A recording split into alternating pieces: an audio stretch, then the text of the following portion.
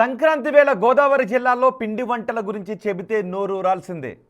ఓ పక్క కోడి పందాలు, మరో పక్క అతిథుల సందడి, ఇంకోవైపు పిండి వంటల ఘుమఘుమలు. ఇవి గోదావరి జిల్లాలో మనకు కనిపించే సంక్రాంతి స్పెషల్స్. సంక్రాంతి పండుగ వచ్చిందంటే చాలు గోదావరి జిల్లాలలో పిండి వంటల ఘుమఘుమలు నోరూరిస్తాయి. పిండి వంటల కోసం ఇంటిల్లపాది ఒకే చోట చేరి అరిసెలు, సున్నుండలు వంటి రకరకాల వంటలు చేస్తారు. భీమవరం చుట్టుపక్కల ప్రాంతాల్లో 20కి పైగా పిండి వంటల కార్ఖానాలున్నాయి. అంటే అక్కడ పిండి వంటల డిమాండ్ ఏ విధంగా ఉందో అర్థం చేసుకోవచ్చు.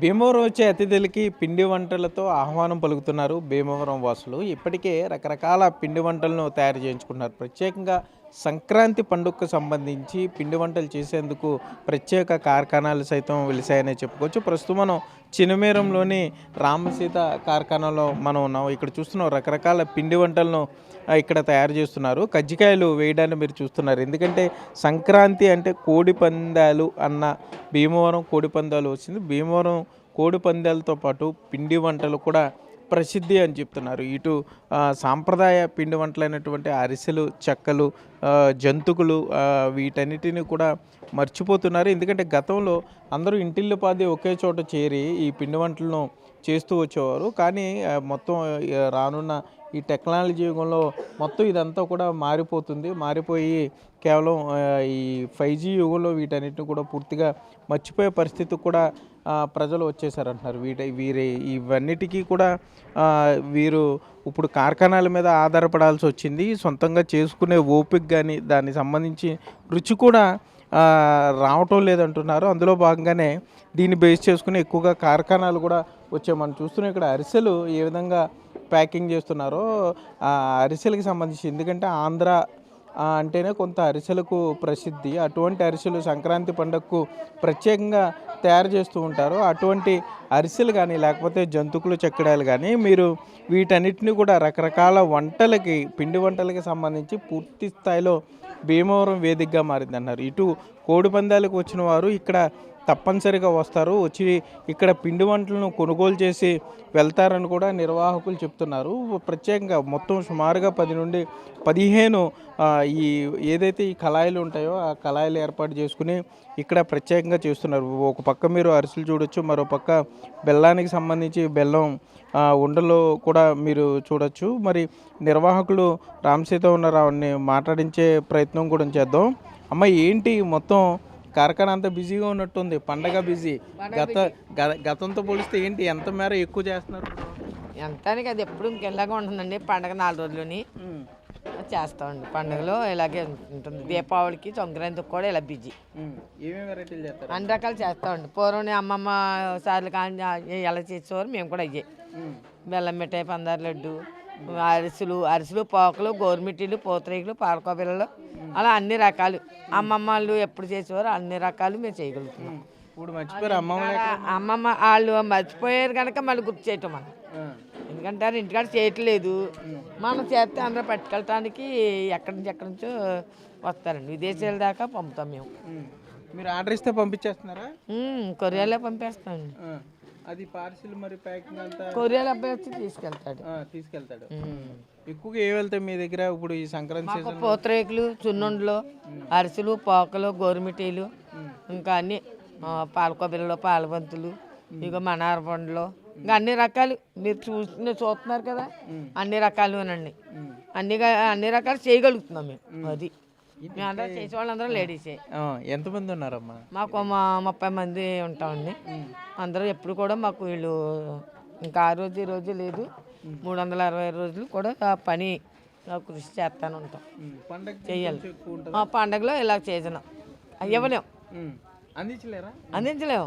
అందించలేక ఇలాగ, లేకపోతే మేము ఎంత ఉంచుంటారు జనాలు వెళ్ళిపోతారు కదా. ముందైతే ఆర్డర్లు తీసుకుంటారు. ఆర్డర్ ముందు తీసుకుంటాం. ఈ టైం వచ్చాక ఇంకా ఆర్డర్లు తీసుకోం.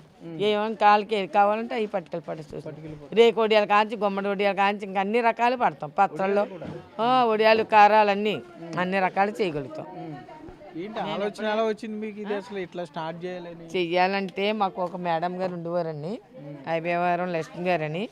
అమ్మ, ఆడవాళ్ళు మనం కూర్చోకూడదు, మగోడే కాదు సంపాదన మీద మనం తినకూడదు, మనం కూడా కృషి చెయ్యాలి, ఇలా కష్టపడాలి, కష్టపడినప్పుడు దానికి ఫలితం ఉంటుంది, అప్పుడు మనకి బాగుంటుంది అని చెప్పారండి.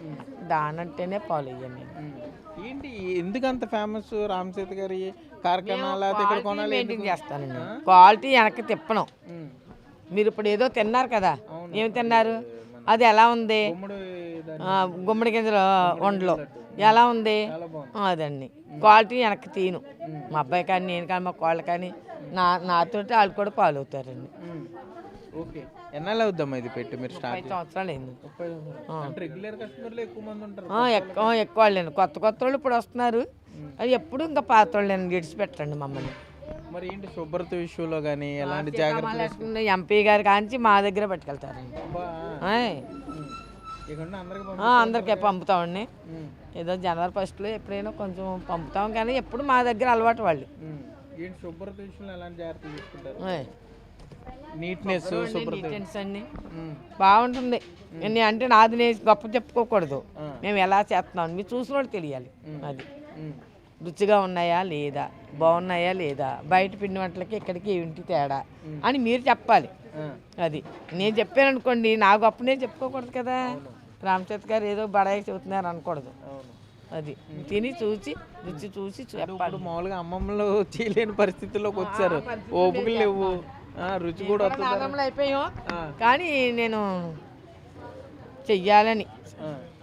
ఇంకా ఈ పెళ్లికి సంబంధించి సారి కానీ పెళ్ళిళ్ళు కాంచి మొత్తం సారి తొలిసార్లు మళ్ళీ చూడుదురండి, ఇంకా ప్రతిసారి నేను చేయగలుగుతాను. ఇప్పుడు ఇదిగో చూడుదులేనండి, ఇది ఈ 30 రకాలు చూడుదులు చేస్తున్నాం.